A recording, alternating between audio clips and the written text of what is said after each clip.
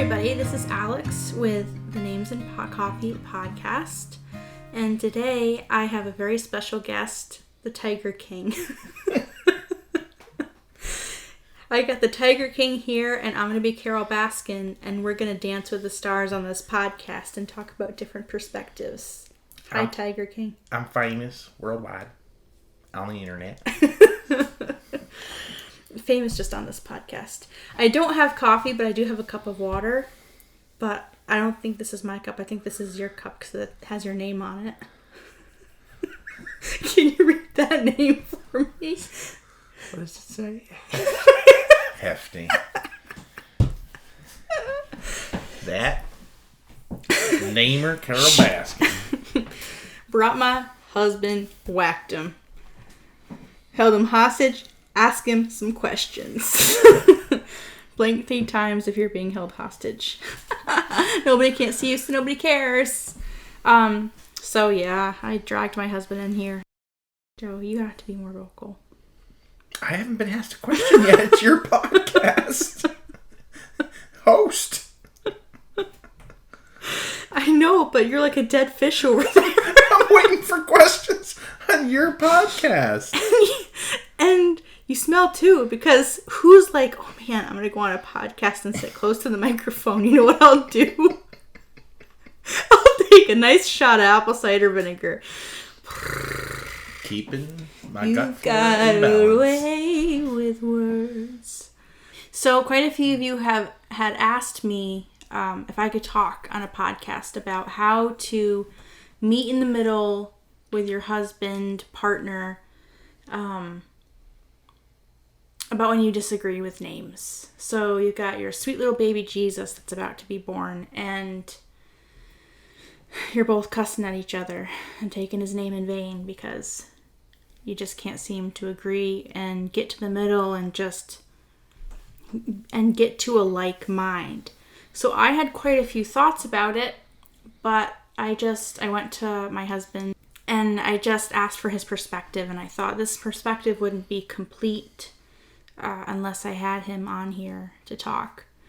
And me talking to you is a lot like how our name conversations went. I'm sitting here and he's sitting there, I think, thinking about the talk radio on his way home because he's totally dead silent. Are you there, God? It's me, Margaret. Yeah. Oh my God. Yes. You want me just to randomly start talking? Just checked his pulse, guys. He's still with us. How did I bring this up to you in the kitchen? I think you were talking about the complexity of bringing a partner in, a husband in, a partner in, on when you're not seeing eye to eye on a name or when you're not finding commonality. And we went through that not our first time, but our second time. And I think it caught us off guard on the second time because the first time it was so clear. Because you're such an agreeable person that you thought it would go so well. Well, I don't remember at what point during the first pregnancy you mentioned Judah. I remember when you said you'd always had the name Judah on your mind, that I was like instant agreement. It was like, yes, that's the name, instant. So I think during the second pregnancy there was a certain amount, if I'm remembering right, there was a certain amount of anxiety because we knew if it was a girl we were going to have a problem because we did not have a girl's name that was an aha moment like we had it. Ironically, we had our boy's name picked out, which is still epic. Right. Hashtag name theft. I think the perspective that is difficult with a name is that really neither party owns the process. Neither party sounds a little legal, but neither person involved in the naming of the baby owns the process individually, but you own it together. And so it's truly one of the places where you have to be one, regardless. I mean, and that's kind of like if you've made a kid together, this is a process where you have to be one. Whether you're a happily married couple or an unhappily married couple or an unmarried couple or just a couple, like by the time you've both created a kid together, like the one place that you are going to own together forever is finding that name. And I think for me, it was very important to be involved in the process, but yet I didn't know there was a process.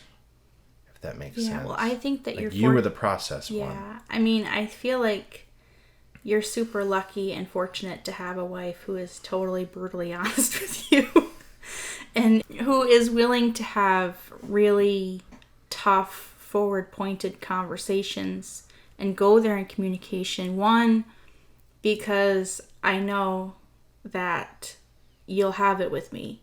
This would be really hard if I felt like I couldn't trust you or be open and vulnerable with you.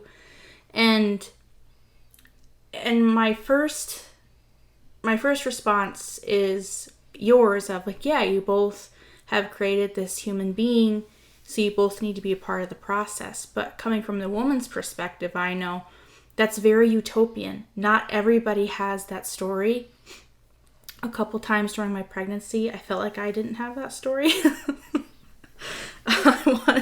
I wanted to feed you to some tigers. But that's just not every woman's perspective. And I feel like a lot of times we're programmed to kowtow. To like, oh, I hear this a lot. My husband vetoed the name. That kind of brings my heart up to a quick broil. That's my broil setting. Because I'm like, wait a second. Like, if you're in a healthy relationship, how can one person just veto that? Because I don't think the guy would appreciate it coming from the other way, right? Like, is your relationship a healthy relationship where you have good communication? If you're pregnant and if you're expecting a baby and you can't seem to agree on names, that's just runoff from the bigger picture. Like, that's side note, that's symptom.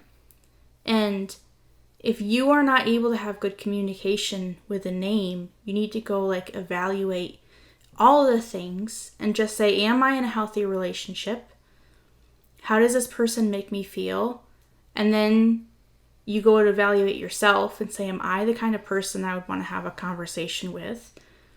And then you have to decide, okay, now we're going to have this name conversation. Do I have a willing partner? And that's where I feel like sometimes it gets complicated, because you said no to like literally my favoriteest name.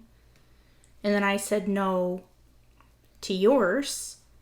And in a pretty healthy relationship, that was still hard to digest. And so where I come down on is, if you were like not a good person or a toxic person or just somebody who completely didn't value my perspective, how would I navigate that? Like, I know that there are guys that want to be included and yet add nothing to the process except their opinion, and that's not okay. Like, it has to be a communication. And so I recognize that most of the times women are involved the most, because that's kind of how we're wired, and we are literally growing them. So we're supercharged with this all the time. But I know that it's very frustrating to try to have conversations and feel like you just said no all the time. What's your perspective? Well, I think that, if somebody's in a difficult relationship, it's going to be difficult no matter what when you face a black and white decision, because there's so many aspects of a relationship where you can make a muddy middle, make a gray middle, each kind of do your own thing, not have to completely unify in something. There's so many places in a relationship where you're not going to have to expose dysfunction because you can just figure it out.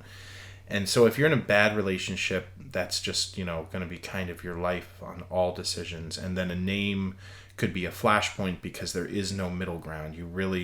You are going to pick one thing that you either both agree on, both don't agree on, both half agree on. At the end, you have to come up with one name. So it's not as easy to compromise unless you're building in a compromise in a honoring name or a middle name or something.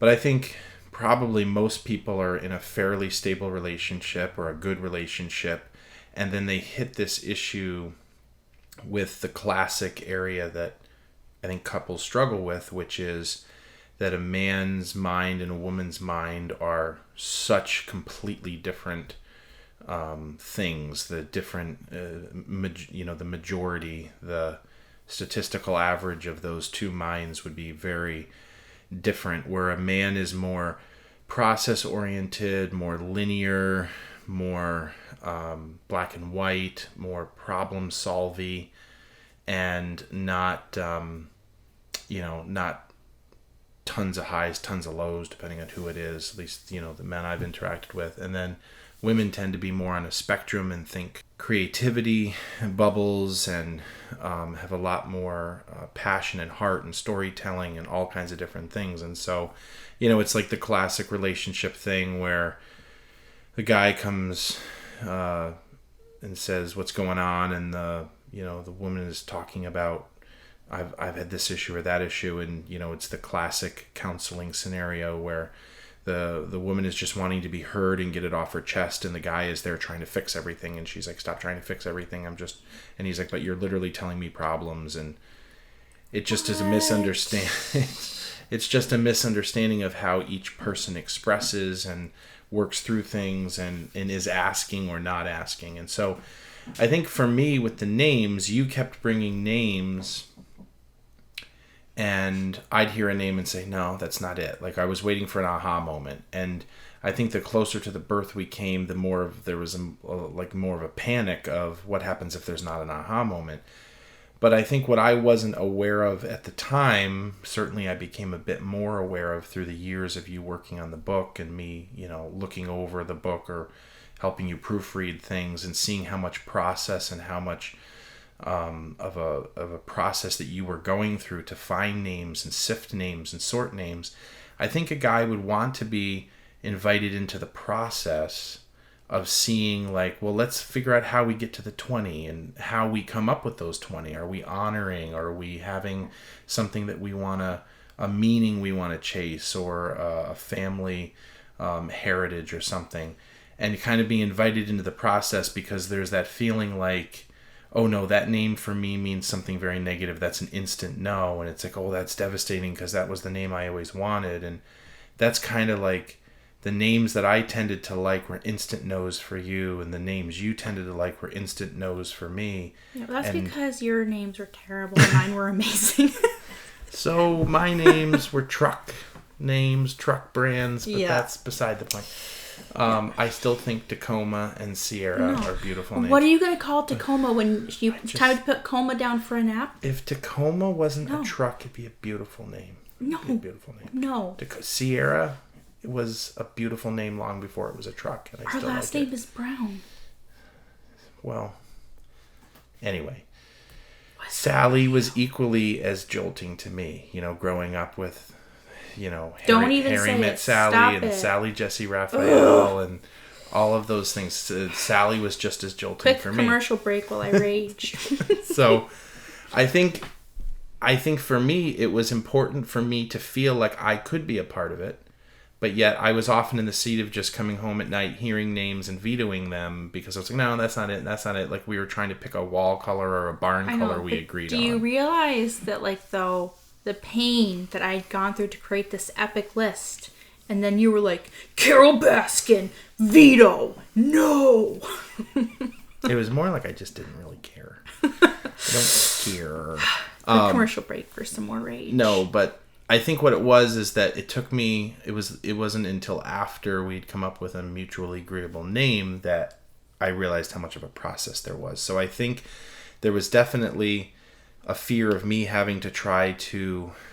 I spend so much time in my work life tackling very difficult to solve problems.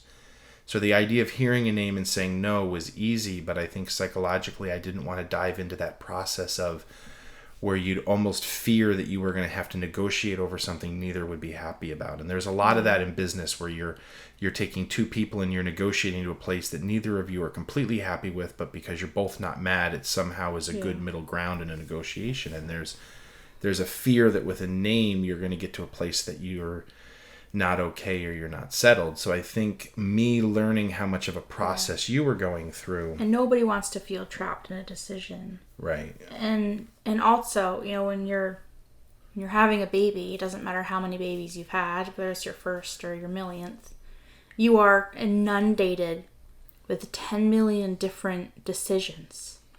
And it's constant discussions of, what do we do about this? And what, even with birth. And with Judah, I'd had it in my head for a long time that I wanted to have a home birth. And that was such a foreign concept to you that I know you were super uncomfortable with it. And what I appreciated is that at the end of the day, you were like, you're the one pushing the baby out. And if this is really what you feel strongly about, we'll do it. And so you compromised. And then afterwards you came around. But you really did compromise letting me have a home birth. And then you were like, Alex, you're so right. I will literally never discount your opinion again. Well, yeah, and I was able to line up a nice knee surgery in my uncle's garage the next week, and we've just gone completely home medical now. Stop it. Well, again, but home birth is a good example because there is such huge, colossal misnomers.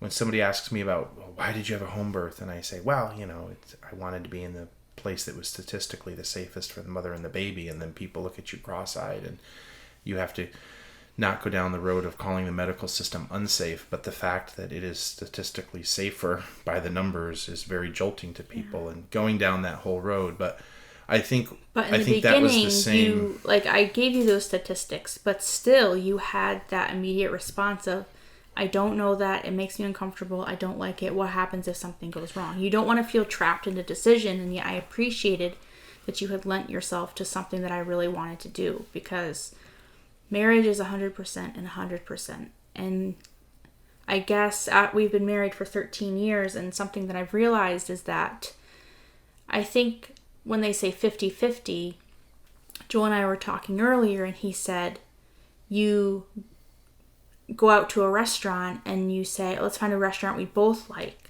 A lot of times it's you like different things and you take turns trading off. And I think that's the super tricky part about having a baby and making all those decisions and then naming a baby is that, first of all, you're raging emotionally. Your body is creating a baby, which is so draining. I never noticed that. I don't know. Somehow I must have missed all that rage. You were too busy prepping the tigers for your arrival. What was I saying? Important things. Yeah, no. Oh, this is exactly what I'm talking about. Were you literally listening at all? You were talking about home birth and the fact that you were mentioning... 50-50. Oh, yeah. I was just compromised. Lord God. Help me. I'm blinking 3 times. Send help. And the thing that was very hard for me is Judah's name was so easy. And we had even landed on a girl's name that we both liked, even though we knew he was a boy.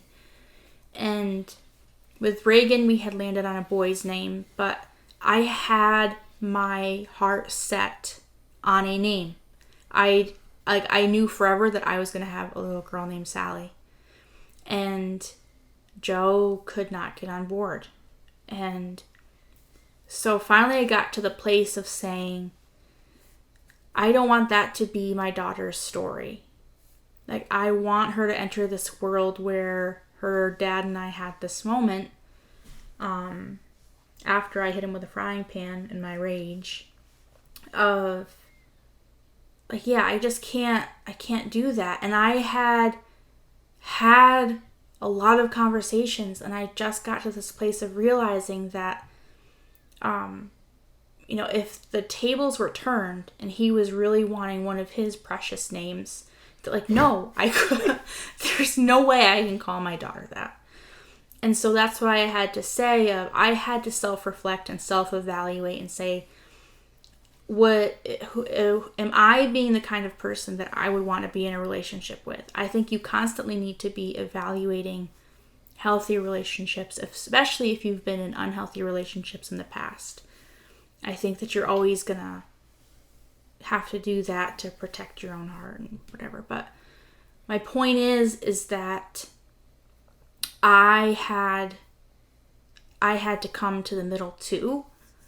And it's hard for me to say that because I've heard so many of your stories of you not being in a relationship with a good guy. And that is very hard for me. And that makes me so sad because you deserve to be able to have conversations with somebody who can have a good conversation back with you. So if you're in a healthy relationship, compromise is healthy. If you're in an unhealthy relationship, compromise is just slowly killing your soul. And that's not a baby named conversation. That's a much bigger conversation that you're going to have to work out in your own life. And so that being said, my story didn't end with, oh, okay, Sally's just not going to work and we're going to have to come up with a different name. I had to give myself space to mourn. I literally grieved not being able to use that name because it was so connected. It was just a very sentimental name to me. And as time has gone on, I think Joe's really realized how attached I was to the name than he was in the moment. But we did come to the name Reagan, and now I look at Reagan and I say, yeah, she looks like a Reagan. She's a fierce little warrior girl. And I see her I still mourn Sally, to be honest, but I look at her and she's definitely a Reagan. And I guess the two things that I would say in reply to being asked this is you need to come to a compromise if it's a healthy compromise. And you have to say, if my baby's named this name, what's the worst that happens? Because at the end of the day, it's a name and you can work it out. There are people who have been named awful names that are alive and well. And that the healthy compromise has to be both-sided. You have to look at yourself, and then, Joe and I were also talking about how the guy has to do that as well.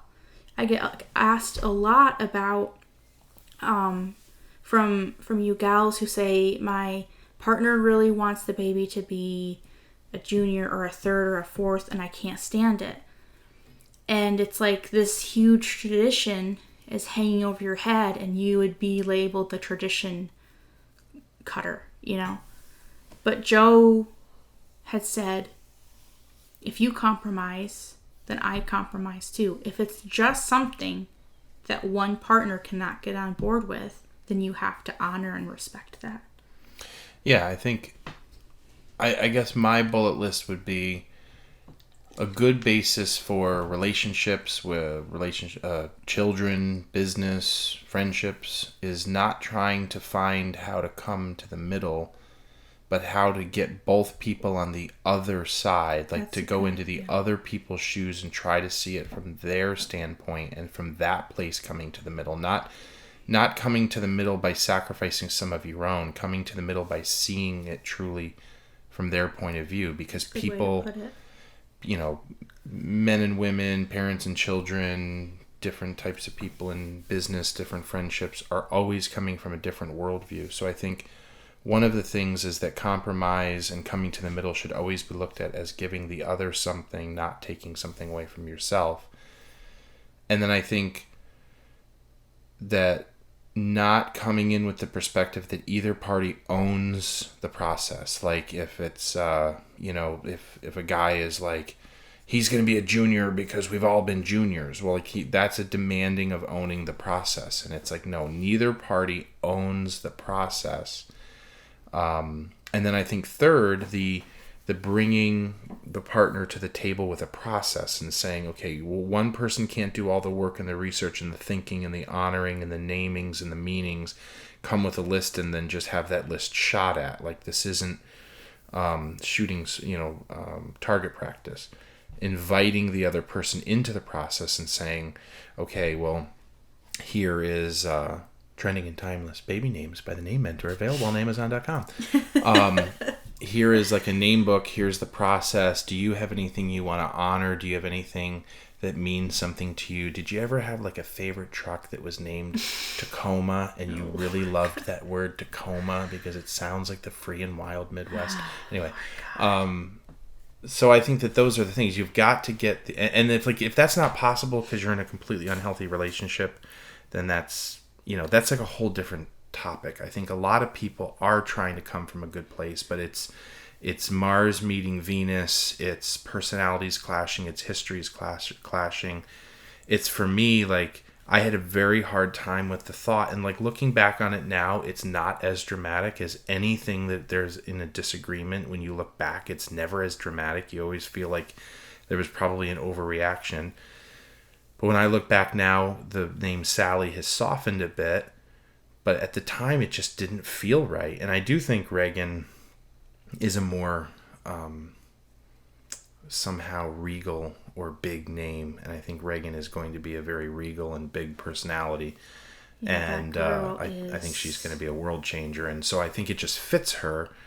But at the time, of course, Sally can change the world too, as can a Tacoma or Sierra. And but it was like the idea that you don't own the process, you have to be a part of a process, and there is some of a formula you can work through, and neither party can just play target practice on the other person's list. And I would like to say that for all the Tacomas and Sierras and Sequoias listening to this, I love your names. Sequoia. I love your names, but on a list that has 4W as the middle name, I kind of just, or V8 and 4W, and I had to put my Have you ever down. heard about, and you can cut this out if this doesn't fit, but have you ever heard about That's what she said. That's not how this works. That's not how any of this works. Scouts tats. Have baby. you ever heard the truck game? Yes. Or the car game where you put butt in front of. Stop it. You put. This is all right, rated. So this is but like people listen to podcasts while they drive. So like you look at the. See, I'm a car guy, so I look at all the cars that go down the highway, and I can even spot at night the headlights in my rearview mirror and tell you what kind of car that is, because I just notice cars. But there's a game where you look at Oh, sorry, I just fell asleep and woke up where you at. You spot the model of the car. Let me get this out. You spot the model of the car and you put the word butt in front of it. And so you're driving down the road and you see like... literally just got canceled. Yeah. You see like... Okay, so a truck passes and it's like butt Tacoma. Well, that's not funny. But then like a canyon passes and you just got passed by a butt canyon or a butt ram or a butt charger. You're welcome. You're all welcome. Guys, I keep blinking. I don't know if you can hear me through this. So... That's literally exactly what it was like for me to have a name conversation. Game. That's a name game. No. And then I come with my precious treasure of a name, and he's just thinking about, I saw a tiger, and tiger saw me. That namer, Carol Baskin. Oh my gosh. I actually, I'm picking on her like she's a character, and which maybe she is. But honestly... it's gotta be not great to be Carol Baskin right now, because everybody just totally mocks her, and that makes me sad. And yet here I am like she's a television character. That's what happens when you kill your husband, grind him up, feed him to tigers. You become a national... Do you feel scared? No. You should have showed up at this podcast more prepared, because you've seen what can happen. We have too small of a grinder. So is there anything that you want to add? Is there anything you feel like we missed that you want to sum up? I mean, I think we've talked our way through it. I think every story is going to be different.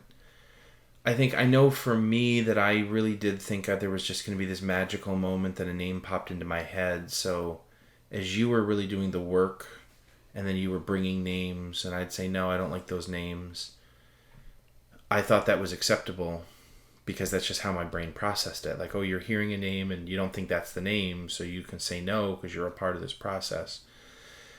And I think that I needed to understand more of the process and the work you were doing, which I think I've said that. But, sometimes, like, if it had gotten really uncomfortable, it's like you can't always have a time that you find that restaurant you both love. Sometimes you're just going to the other partner's, the other spouse's favorite restaurant. There's been a lot of, you don't eat sushi, but there's been several times that you've come to a sushi restaurant and just gotten, teriyaki chicken because you're like, well, this is your time. And I think couples could even get there. It's like, well, it's a girl or it's a boy, so I'm going to default to what you want on this one, or this one, this isn't a hill I'm going to die on. So I think that it does really reflect the status of your relationship. Yeah, and that's a great way to put it. And sometimes you just have to make a call, and it is a name. There are so many other humongous conversations you have to have when having a baby that sometimes you just have to make a call. And I feel like a lot of times the person who makes the call is the person who's, like, what I found in our relationship is the person that's walking it out the most, or the person that's super uncomfortable gets defaulted to. And sometimes they're just, yeah, oh, he made a bad call, or, oh, yeah, that was the right call. But sometimes you just have to make a call. Sometimes you don't get that aha moment. And yeah, you want to, like, totally love your name. But sometimes that's not everybody's story. And what I will say to Reagan is that her name was just meant to be. That's just her name. And her dad and I worked it out. And that's what I want her story to be. And just to not die in that molehill. Not to die in the mountain that's really a molehill. And to me, it's such a big picture of, it's so multifaceted. It's hard to give one answer. In this conversation, I thought it was important for me to bring Joe to have a guy perspective, because I just, it's good to hear both sides. The takeaway is that I really hope that you're in a healthy relationship and that you feel safe, and that we're all humans working through it, and, our humanity gets in the way of things sometimes. And it's also good to have self-reflection. It's really important. But it's so good to have self-reflection. It's so healthy. It's so good to look at yourself third person and say, would I want to be in a relationship with me? My answer to myself is always yes, 100%. But so anyway, I hope this helps. Definitely reach out to me if you had some more questions, if I didn't really answer what you were looking for. And thanks so much for tuning in. See you next time.